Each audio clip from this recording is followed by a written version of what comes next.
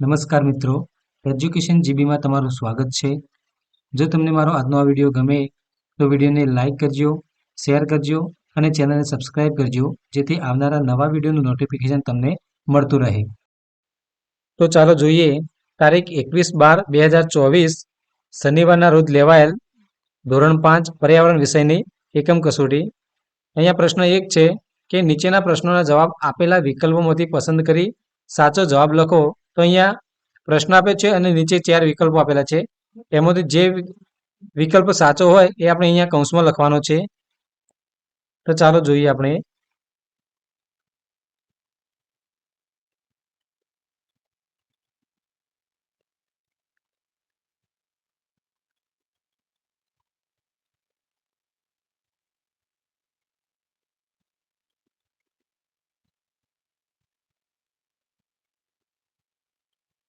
હવે પ્રશ્ન 2 છે કે નીચેની ખાલી જગ્યાઓ પૂરો, કોઈ પણ 3. તો આ ખાલી જગ્યાઓ છે એ આપણે અહીંયા પૂરી છે. એમાં પ્રશ્ન 4 છે, પહાડી પ્રદેશના લોકો ખાલી જગ્યા ખોરાક ખાય છે.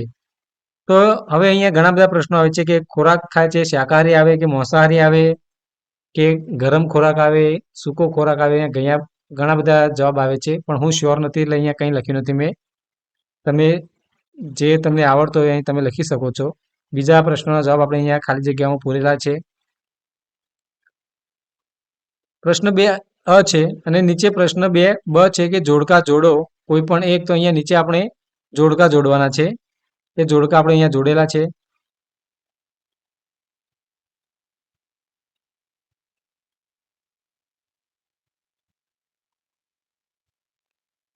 હવે પ્રશ્ન 3 છે કે ભારતના રાજકીય નકશાનું અવલોકન કરી તેના આધારે નીચેના પ્રશ્નોના જવાબ આપો.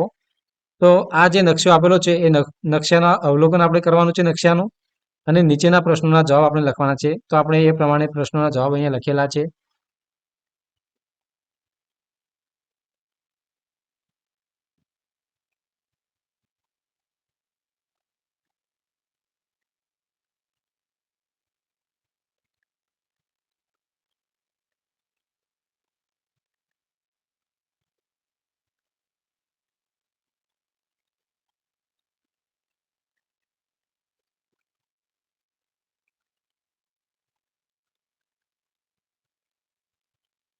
પ્રશ્ન 4 અ છે કે નીચે આપેલા વિધાનો ખરા છે કે ખોટા તે જણાવો. તો અહીંયા જે વિધાનો છે એને ખરા હોય તો અહીંયા સામે ખરું અને ખોટું હોય તો આપણે સામે ખોટું લખવાનું છે.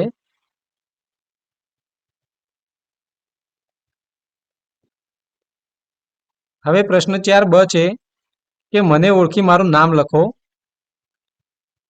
તો અહીંયા આ ખાલી જગ્યા આપણે પૂરવાની છે.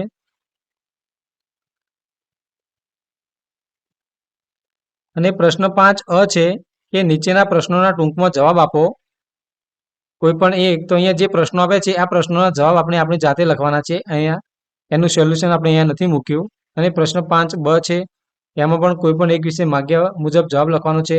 તો બંનેમાંથી કોઈ પણ એક વિશે આપણે લખવાનું છે, એ પણ આપણે અહીંયા જાતે જ લખવાનું છે. એનું સોલ્યુશન આપણે નથી મૂક્યું. એટલા માટે નથી મૂક્યું કે લખવામાં બહુ લાંબુ થાય છે.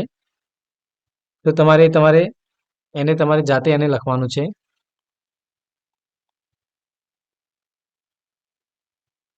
જો મિત્રો તમને મારો આજનો આ વિડીયો ગમે તો વિડીયોને લાઇક કરજો, શેર કરજો અને ચેનલને સબસ્ક્રાઈબ કરજો, જેથી આવનારા નવા વિડીયોનું નોટિફિકેશન તરત જ તમને મળતું રહે.